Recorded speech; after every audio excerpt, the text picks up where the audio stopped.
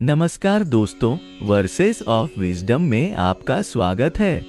आज हम श्रीमद् भागवत पुराण के द्वितीय स्कंध के चतुर्थ अध्याय का अध्ययन करेंगे, जिसमें सृष्टि के विस्तार का वर्णन है। इस अध्याय में हम जानेंगे कि कैसे भगवान विष्णु के नाभि कमल से ब्रह्मा जी का प्रादुर्भाव हुआ और उन्होंने सृष्टि की रचना की। सृष्टि के आरंभ में जब अनंत शून्य के अलावा कुछ भी नहीं था, एक दिव्य स्पंदन हुआ। उनके संकल्प मात्र से ही सृष्टि का बीज अंकुरित हुआ और महाशून्य में एक सूक्ष्म कंपन उत्पन्न हुई। यह कंपन धीरे धीरे बढ़ती गई, जैसे किसी शांत सरोवर में एक छोटा सा पत्थर गिरने पर लहरें फैलती हैं। भगवान हरि ने अपनी दिव्य शक्ति से सबसे पहले महतत्व की रचना की। इसके बाद अहंकार की उत्पत्ति हुई, जो 3 प्रकार का था: सात्विक, राजसिक और तामसिक। सात्विक अहंकार से मन और देवताओं की उत्पत्ति हुई, राजसिक से इंद्रियां और तामसिक से पंच महाभूत। इस तरह एक के बाद एक सृष्टि के विभिन्न तत्वों का निर्माण होता गया। जब पंच महाभूत आकाश, वायु, अग्नि, जल और पृथ्वी का निर्माण हुआ, तब भी सृष्टि अपूर्ण थी। ये तत्व एक दूसरे से अलग अलग थे, बिना किसी संयोजन के। तब भगवान हरि ने अपनी योग माया शक्ति से इन तत्वों को एक साथ जोड़ा। आकाश से शब्द, वायु से स्पर्श, अग्नि से रूप, जल से रस और पृथ्वी से गंध। इस प्रकार पंच तन्मात्राएं उत्पन्न हुई, जो हमारी इंद्रियों द्वारा ग्रहण की जाती हैं। इस विशाल सृष्टि के बीच ब्रह्मांड का जन्म हुआ, एक विराट अंडाकार संरचना जिसमें असंख्य लोक समाहित थे। इस ब्रह्मांड के भीतर 14 लोक बने, जिन्हें 7 ऊर्ध्वलोक और 7 अधोलोक में विभाजित किया गया। सबसे ऊपर सत्यलोक था, जहां ब्रह्मा जी का निवास है, और सबसे नीचे पाताल लोक। इन सभी लोकों के बीच में भूलोक हमारी पृथ्वी स्थित है, जहां मनुष्य और अन्य प्राणियों का वास है। ये जीवात्माएं उनके ही अंश हैं, परंतु माया के प्रभाव से अपने वास्तविक स्वरूप को भूल गई है। भगवान ने इन जीवात्माओं को विभिन्न योनियों में स्थापित किया: देव, मानव, पशु, पक्षी, कीट, वनस्पति आदि। 84 लाख योनियां बनी, जिनमें जीवात्माएं अपने कर्मों के अनुसार जन्म लेती हैं और अपने विकास की यात्रा करती हैं।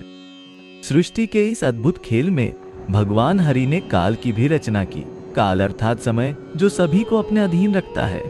काल के प्रभाव से ही सृष्टि में परिवर्तन होता है और चक्र चलता रहता है। काल के ही कारण सृष्टि में सृजन, पालन और संहार का नियम चलता है। काल से ही दिन रात, पक्ष, मास, ऋतु, वर्ष और युग बनते हैं, और इसी काल के प्रभाव से सभी प्राणी जन्म लेते हैं और मृत्यु को प्राप्त होते हैं। इस विशाल सृष्टि के संचालन के लिए भगवान हरि ने देवताओं की नियुक्ति की। प्रत्येक देवता को एक विशेष कार्य सौंपा गया।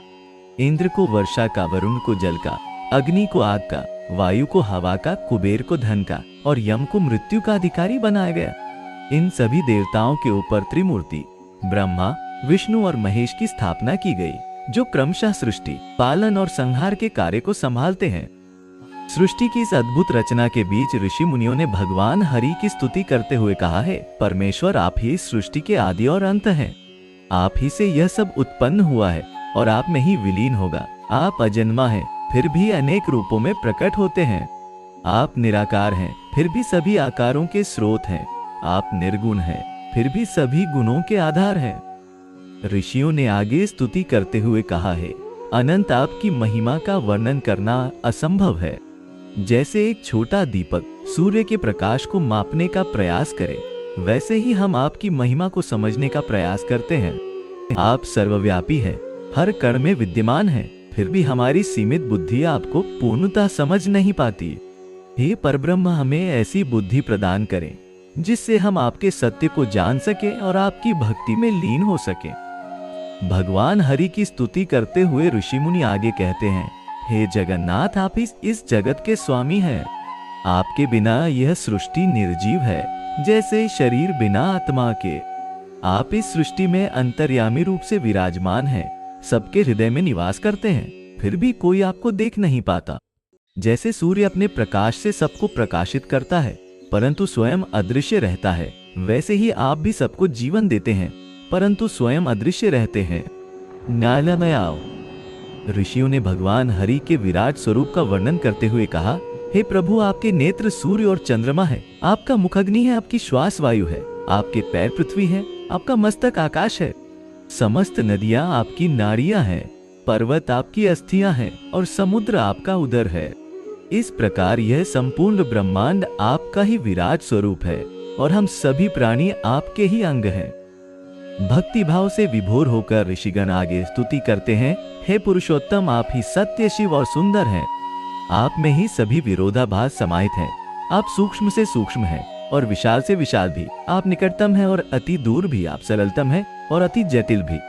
आपकी इस अद्भुत लीला को समझना हमारी बुद्धि के परे है।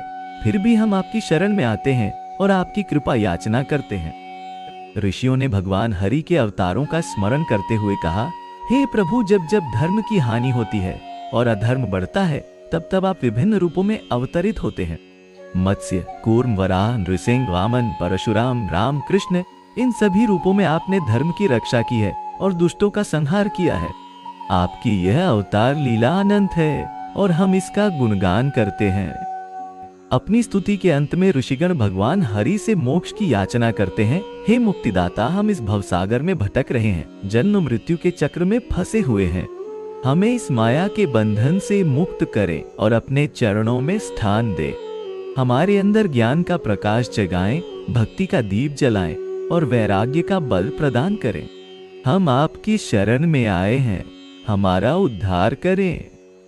भगवान हरि ऋषियों की स्तुति से प्रसन्न होकर उन्हें दर्शन देते हैं। एक अलौकिक प्रकाश प्रकट होता है, जिसकी चमक से सारा वातावरण दिव्य हो जाता है। उस प्रकाश के मध्य में भगवान का दिव्य स्वरूप दिखाई देता है। पीतांबर धारण किए, चतुर्भुज रूप में, हाथों में शंख, चक्र, गदा और पद्म धारण किए हुए, उनके मुख पर दिव्य मुस्कान है और उनके नेत्रों से करुणा और प्रेम की धारा बह रही है। भगवान हरि अपनी अमृतमयी वाणी में ऋषियों से कहते हैं, हे तपस्वियों, तुम्हारी भक्ति और स्तुति से मैं अत्यंत प्रसन्न हूँ। तुम्हारे हृदय में जो जिज्ञासा है, जो प्रेम है, वही मेरी सच्ची पूजा है। मैं तुम्हें आशीर्वाद देता हूँ कि तुम्हारे अंदर भक्ति का भाव सदैव बना रहे और तुम्हें मेरे स्वरूप का सच्चा ज्ञान प्राप्त हो। भगवान आगे कहते हैं, इस सृष्टि की रचना मैंने लीला के लिए की है। यह मेरा विस्तार है, मेरा ही प्रतिबिंब है। जैसे सूर्य अपनी किरणों से सारे संसार को प्रकाशित करता है, वैसे ही मैं अपनी शक्ति से इस सृष्टि को जीवंत करता हूँ।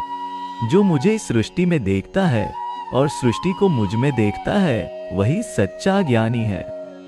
भगवान हरि ऋषियों को जीवन का परम लक्ष्य समझाते हुए कहते हैं, इस संसार में जन्म लेकर प्राणी 4 पुरुषार्थ, धर्म, अर्थ, काम और मोक्ष की प्राप्ति के लिए प्रयास करता है। परंतु इनमें सबसे महत्वपूर्ण है मोक्ष, जिसके द्वारा जीवात्मा इस भवबंधन से मुक्त होकर मेरे साथ एकाकार हो जाती है। और मोक्ष का सबसे सरल मार्ग है भक्ति, मेरे प्रति अनन्य प्रेम और समर्पण। अपने उपदेश के अंत में भगवान हरि ऋषियों को भागवत धर्म का सार बताते हैं। मेरे भक्त के लिए सत्य, दया, तप, शौच, क्षमा, धैर्य, अहिंसा, समता, संतोष और त्याग, ये 10 लक्षण अनिवार्य हैं। जो इन गुणों को अपने जीवन में धारण करता है, वह मेरा प्रिय भक्त है और मैं सदैव उसके साथ रहता हूँ। भगवान हरि का दिव्य स्वरूप धीरे धीरे अंतर्ध्यान होने लगता है। ऋषिगण भाव विभोर होकर उन्हें प्रणाम करते हैं। भगवान के अंतिम शब्द गूंजते हैं, मैं सदैव तुम्हारे साथ हूँ, तुम्हारे हृदय में निवास करता हूँ। जब भी तुम मुझे प्रेम और भक्ति से पुकारोगे, मैं तुम्हारे समक्ष प्रकट होऊंगा। मेरी इस सृष्टि में सेवा और प्रेम का संदेश फैलाओ और सभी प्राणियों में मुझे ही देखो। भगवान के अंतर्ध्यान होने के बाद भी उनकी दिव्य ऊर्जा वातावरण में व्याप्त रहती है। ऋषिगण इस अनुभव से आनंद विभोर हो जाते हैं। उनके हृदय में शांति और प्रेम का सागर लहराने लगता है। वे इस दिव्य अनुभव को अपने शिष्यों और समाज के साथ बांटने का संकल्प लेते हैं, ताकि सभी जीव भगवान हरि की अनंत कृपा और प्रेम का अनुभव कर सके और अपने जीवन को सार्थक बना सके।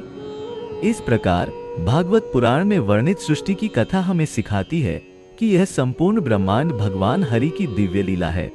जब हम इस सत्य को समझ लेते हैं, तब हमारे जीवन में द्वंद्व समाप्त हो जाते हैं और हम आत्मज्ञान की ओर अग्रसर होते हैं। भगवान हरि की कृपा से हम सभी इस परम लक्ष्य को प्राप्त करें और सच्चिदानंद के सागर में विलीन हो जाएं। मित्रों, आज हमने श्रीमद्भागवत पुराण के इस अद्भुत अध्याय से सृष्टि के रहस्यों को जाना। आशा है कि यह ज्ञान आपके जीवन में प्रकाश लाएगा।